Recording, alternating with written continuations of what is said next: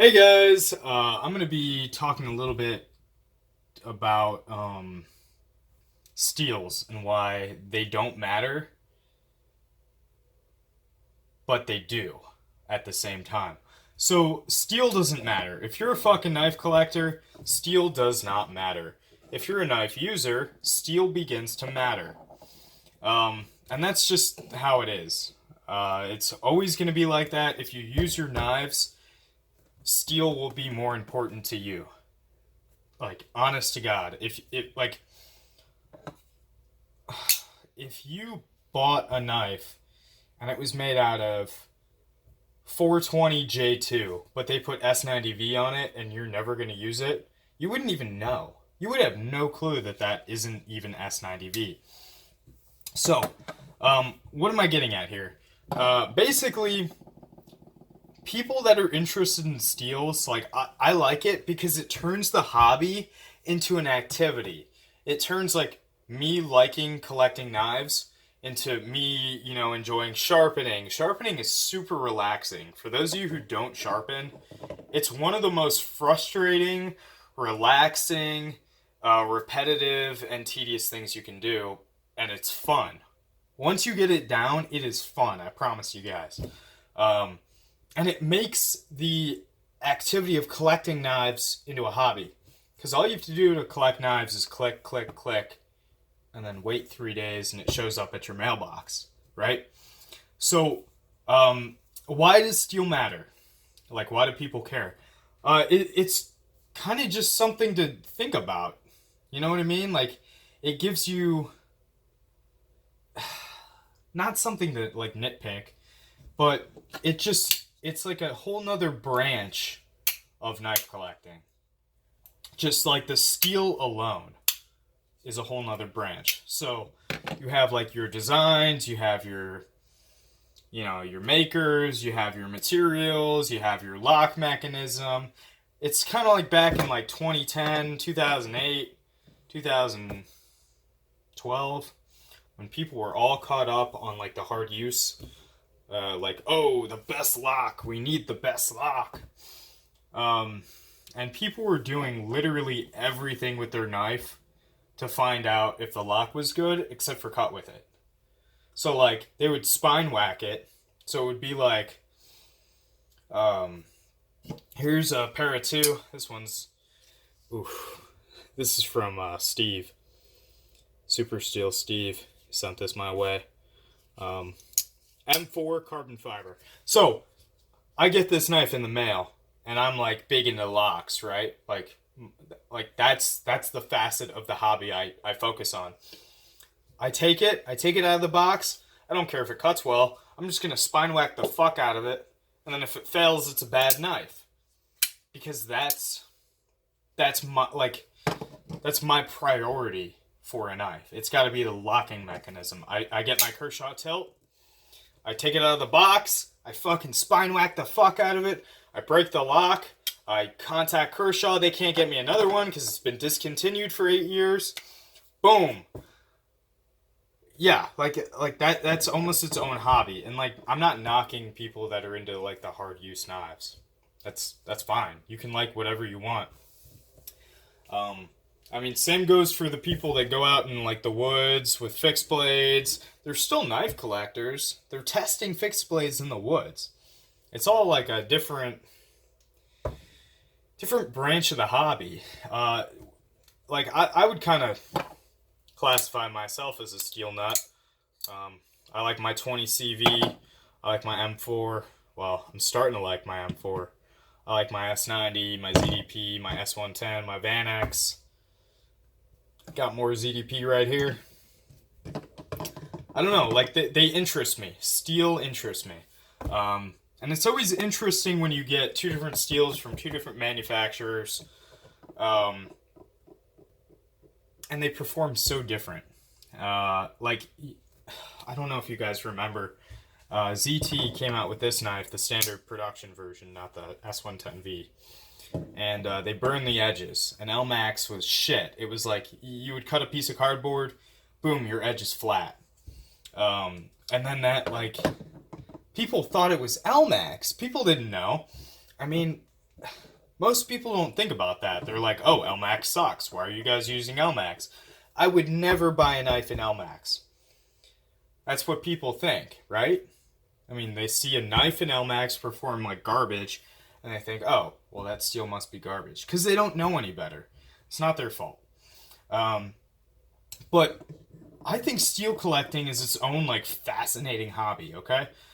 So, like, and it's not like just something where you go online and you buy something. It's you have to be intuitive. You have to be, what's the word? Like, you can't be oblivious to things. Like, you have to be able to look at something closely, analyze it, and come to a reasonable conclusion. And then you also have to be able to replicate your tests. That's getting a little bit too scientific, and I know, like, that honestly doesn't matter that much. It's just basically what I'm getting at here is steel collecting is its own branch of the hobby. And it really is a fun aspect of the hobby. And anybody who doesn't get it, like, that's fine. Like, I don't really care if you get it or not. But for me, it's something like, I'm wound up 24/7. So, like, I come home from work, I get home, like, around 9 or 10. So, I'm still wound up. I cut a bunch of shit up, like cardboard, rope. You guys get to see the rope cut test. Usually I have the dogs running around or something. And it makes it kind of tricky to do a cardboard cut test. So yeah, like, usually I won't upload a cardboard cut test. And then, so to bring me kind of down to a level where I can go to bed, I just sharpen. It's so relaxing, guys. And if you don't do it, and maybe you have sleeping problems, maybe you don't, do it. Do it. It's so much fun. And I don't know, it's kind of like a puzzle, guys. Like, you get a steel. This one actually does have a burnt edge. See that, like, bronze up there? That pissed me off. I spent a lot of money on this. I'm gonna have to sharpen it away. But anyway, so if I get this knife, yeah, it's a fun knife. Like, my knife collecting hobby ends with me getting it. Like, that's it. I have it. Now it's in my collection. So what would I do next? Now I can have more fun cutting into cardboard, cutting rope, cutting wood, cutting wire. And this one, I would imagine, would have at least some issues by the tip, just because it is burnt. So now I have to figure out, why is it burnt? Or, like, what's going on? Because typically you don't get an actual burn mark on a burnt edge. That's kind of a rare thing. I think only ZT and Kershaw have done that. But kind of like the diagnostic, like, what's going on here with this edge? Like, is it the angle? Did I fuck up the sharpening? Is there a wire edge? Like, what's going on here? What kind of finish is beneficial? It's for a different type of person than somebody who wants to beat a fixed blade into a tree. It just is. And it's not like a sophistication thing. Like, I like to beat knives into trees. I mean, that sounds fun. I like to cut up wood with an axe. That's a good time. That's a good way to get energy out, have fun with your family. You want to take your son out camping, whatever. Teach him how to make a fire in the rain, baton the wood. Yeah, it's fun, and it's all constructive. Like, I think of knife collecting as, like, I don't know, like, it's hard to fuck up knife collecting. You know what I mean? Like, you could collect whatever you want. I just see steel collecting to be probably one of the most interesting facets of knife collecting, because it's an activity. Like I said, it's a puzzle. So I take this knife, and let's see. Let's come up with a scenario. Okay, I'm going to use Steve as an example. So I don't know if you guys saw it in his last video. He tested AUS 8A against S90V. Now, anybody that knows those two steels, you'd be like, oh yeah, I bet S90V fucking destroyed it. Well, guess what didn't happen? S90V fucking lost to AUS 8A in like a, in literally, I think it's like a $25 knife. A $25 knife.